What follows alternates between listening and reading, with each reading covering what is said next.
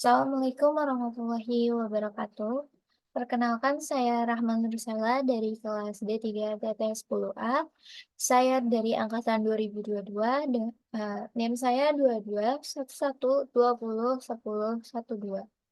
Di sini saya akan menjelaskan tentang pengertian dan pengenalan bengkel Internet of Things yang dijelaskan pada modul 1 bengkel IoT.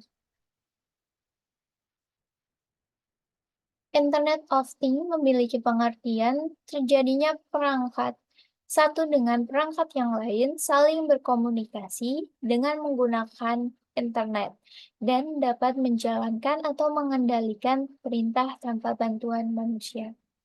Secara singkatnya, bengkel IoT ini atau Internet of Things ini merupakan perangkat yang dihubungkan ke internet. Kemudian perangkat satu dengan perangkat yang lain yang telah terhubung pada internet akan berkomunikasi dan bertukar data tanpa bantuan dari manusia. Kemudian untuk bengkel IoT sendiri merupakan tempat untuk mempelajari dan mengembangkan Internet of Things. Dari Internet of Things ini memiliki 3 elemen. Yang pertama itu ada sensor dan aktuator. Untuk sensor dan aktuator memiliki fungsi masing-masing. Yang pertama itu ada fungsi dari sensor, di mana sensor akan mendeteksi dan mengukur perubahan lingkungan atau parameter. Sedangkan untuk aktuator sendiri merupakan penggerak atau pengendali suatu sistem. Kemudian secara keseluruhan, sensor dan aktuator memiliki fungsi dalam perangkat IoT sebagai mengirimkan dan mengumpulkan suatu data. Dan sensor dan aktuator juga menjadi transducer pada perangkat IoT, di mana untuk sensor sendiri, sebagai transducer, sensor berfungsi untuk menghasilkan sinyal listrik, diolah kembali oleh sistem untuk menghasilkan data dan informasi. Sedangkan untuk aktuator, sebagai transducer, ia akan menerima sinyal listrik dan menghasilkan perubahan listrik. Kemudian ada contoh dari sensor. Yang pertama itu ada sensor suhu, sensor kelembapan, sensor gerak, sensor tekanan, dan sensor cahaya. Masih banyak lagi sensor-sensor yang ada di kehidupan sehari-hari. Misalnya ada sensor Bluetooth, sensor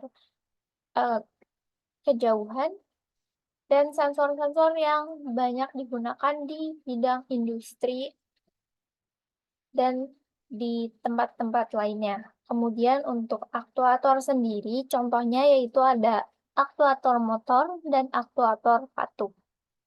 Kemudian elemen yang kedua itu ada jaringan IoT dan teknologi komunikasi. Dalam perangkat IoT, jaringan atau teknologi komunikasi ini digunakan untuk menghubungkan perangkat ke internet. Sebagai contoh dari teknologi komunikasi, yaitu ada Wi-Fi, di mana Wi-Fi ini merupakan komunikasi secara nirkabel dan perangkat akan terhubung ke internet. Kemudian yang kedua itu ada Bluetooth, di mana proses penghubungan perangkat, namun dengan jarak yang cukup pendek, sekitar pada radius 10 meter. Kemudian yang ketiga ada Zigbee. Sama seperti Bluetooth, Zigbee juga memiliki jangkauan yang cukup pendek dan Zigbee itu merupakan komunikasi antar perangkat dengan radius 10 hingga 100 meter saja. Kemudian untuk LoRaWAN sendiri merupakan perangkat yang akan menghubungkan suatu perangkat IoT pada internet dengan jangkauan yang cukup luas. Kemudian yang terakhir itu ada perangkat seluler, di mana menghubungkan perangkat IoT ke jaringan seluler untuk mengirim dan menerima data. Seluler biasanya digunakan pada handphone-handphone yang kita gunakan saat ini. Kemudian untuk elemen ketiga ada platform IoT, di mana platform IoT sendiri merupakan penghubung cloud dengan perangkat IoT. Untuk platform IoT digunakan sebagai penghubung antar perangkat dengan jaringan yang memfasilitasi pengumpulan, pemrosesan, analisis data yang dihasilkan dari perangkat IoT. Maka dari itu, perangkat IoT dihubungkan pada cloud yang dalam cloud itu dapat mengumpulkan, memproses, dan menganalisis data yang masuk. Untuk contoh platform IoT sendiri itu pertama ada AWS IoT, kedua ada Microsoft Azure IoT, kemudian yang ketiga ada IBM Watson IoT, dan yang terakhir ada Google Cloud IoT. Dari semua elemen yang sudah ada, maka ada juga ancamannya pada perangkat IoT. Untuk ancamannya itu yang sering terjadi yaitu pencurian identitas. Ada 4 ancaman yang akan terjadi pada perangkat IoT. Yang pertama ada DDoS atau Distribute Denial of Service, kemudian ada malware, kemudian ada pencurian identitas, dan yang terakhir ada kelemahan suatu sistem. Dari ancaman tersebut, kita dapat mencegah agar identitas atau data-data yang telah kita kumpulkan tidak ada yang mencuri.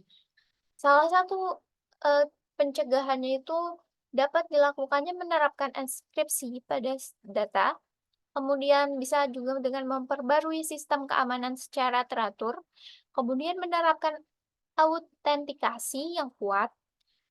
Selanjutnya ada penerapkan kontrol akses yang ketat, memperhatikan aspek keamanan pada setiap pengembangan IoT, kemudian menjaga rahasia kredensial yang digunakan, dan memastikan perangkat terhubung dalam jaringan yang aman. Dari pencegahan tersebut, jika kita lakukan, kemungkinan untuk adanya ancaman pada perangkat IoT sangat kecil, maka untuk itu kita harus menerapkan pencegahan agar keamanan pada perangkat IoT tidak dicuri oleh orang yang tidak bertanggung jawab. Mungkin penjelasan tentang Internet of Things yang saya jelaskan cukup sekian, kurang lebihnya mohon maaf. Wassalamualaikum warahmatullahi wabarakatuh.